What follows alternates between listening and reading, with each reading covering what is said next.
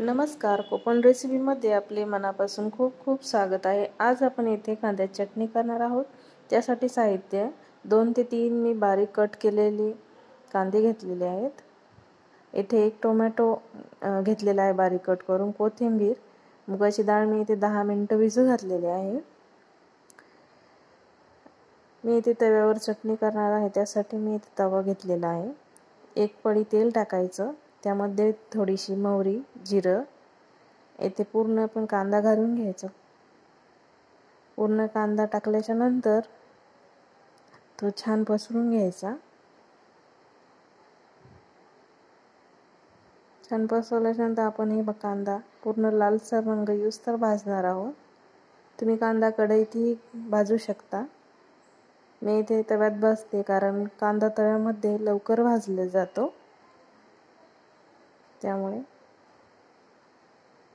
छान कांदा जर आपण लालसर रंग येऊस्तर भाजला तर चटणी आपली खायला पण छान लागते।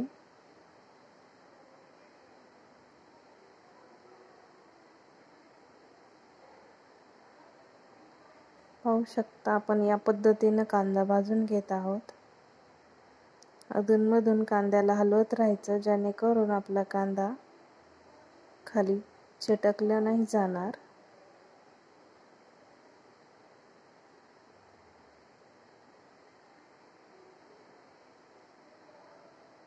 तुम्ही डाळीच्या ऐवजी शेंगदाण्याचा कुटाचा वापर केला तरी चालतो कांद्याच्या चटणीमध्ये, पण मी इथे डाळ घालणार आहे। पाहू शकता आपला कांदा या पद्धतीने भाजलेला आहे।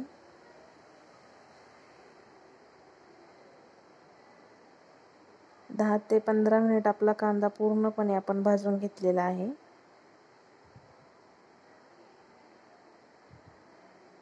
कांदा पूर्ण भाजल्याच्या नंतर इथे आपण बारीक कट केलेला टोमॅटो टाकायचा आहे। त्यानंतर मुगाची डाळ घालायची, 1 चमचा लाल तिखट, अर्धा चमचा हळद, चवीपुरतं मीठ,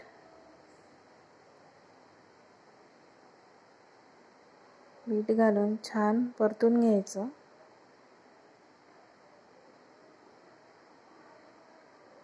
परतवल्याच्या नंतर थोडंसं पाणी घालायचं, एक वाफ येऊ द्यायची, जेणेकरून आपली राहिली सगळी डाळ पूर्णपणे शिजून जाईल। पाहू शकता आपली भाजी शिजत आलेली आहे चटणी। त्यानंतर वरून बारीक कट केलेली कोथिंबीर घालायची। कोथिंबीर घालून छान हलवून घ्यायचं। हलवल्याच्या नंतर एका आपल्या बाउलमध्ये आपण ही भाजी काढून घेणार आहोत। पाहू शकता आपली भाजी अशी झालेली आहे। व्हिडिओ आवडला असेल तर लाईक, शेअर, सबस्क्राईब करा। धन्यवाद।